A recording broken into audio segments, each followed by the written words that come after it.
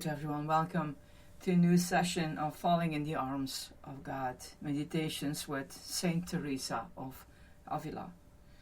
This is your pastor, Yeti. Blurry vision.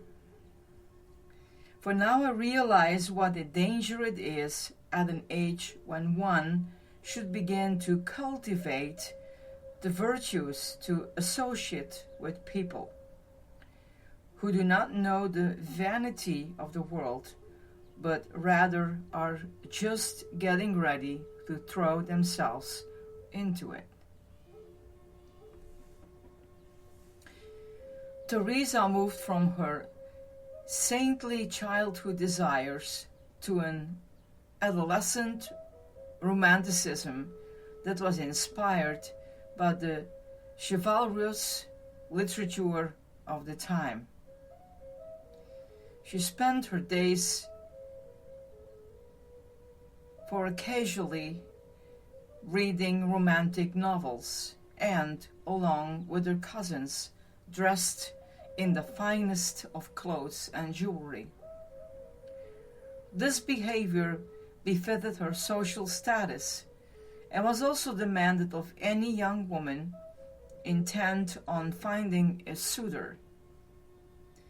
Teresa was focused on societal and personal honor, with the ways of the world seeming far more exciting than the life of a spiritual martyrdom that had previously inspired her.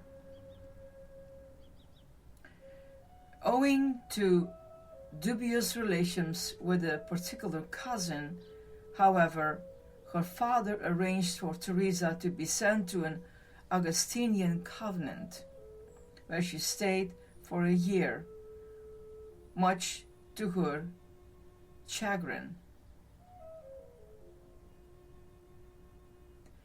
In her autobiography, Teresa mentioned repeatedly the importance of good companionship and talked about how easy it is to be misled by others, especially during adolescence. She remembers the innocence of her childhood and how quickly it eroded when she imitated her friends. When we too do this, our original godly vision becomes blurry and desires become distorted, with the soul beginning its journey into a state of confusion and lack of fulfillment. The adolescence that Teresa wrote about does not just relate to teenagers, but also to adults in their spiritual adolescence. This is the time when we become awakened to the reality of our true nature, waiting to be reborn. We may catch glimpses of this marvelous being that we are, but like an adolescent moving back and forth between the childhood and the adult realms, we too alternate between the old society-formed self and the newly emerging inner God self. It is necessary, advised Teresa, to be vigilant about how this birthing process unfolds. We need to take care when choosing the people we associate with. This is not a call to be judgmental of others, but rather to make a choice that will enable us to grow to our greatest potential.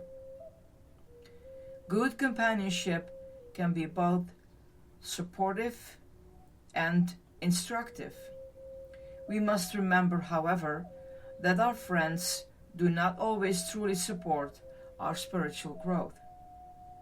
In fact, very often they can reinforce our pattern of dependency or insecurity or our inability to be intimate. In turn, we may also be supporting their particular psychological and or spiritual patterns.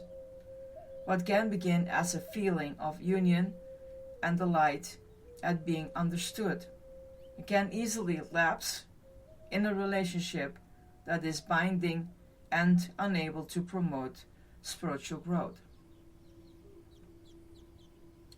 Virtue is not a word that rolls easily over the contemporary tongue.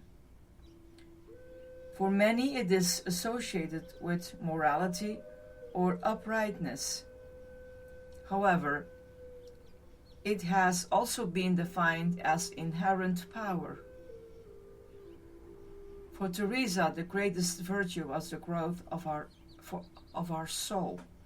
By attending to this growth, she believed we can discover the power that we are all born with. Be vigilant, she warned. Watch closely as you grow into yourself spiritually and allow for change and growth to occur both in your friends and in you. Too often we want people to stay the same to ensure our own comfort. Likewise, our growth may not always be welcomed, even by those closest to us.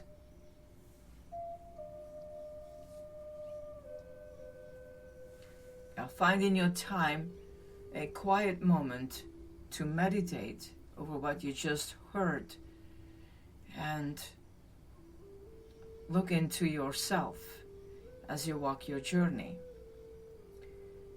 Falling into a great and loving silence, allow your loved ones to greet you without the need for judgment or action. Simply let them speak to you.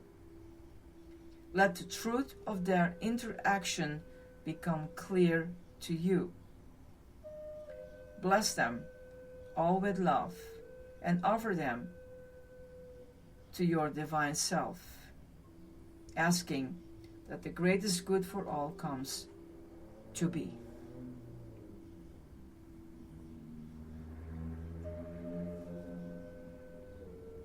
May you find peace within. This is your Pastor Yadi. Bye-bye.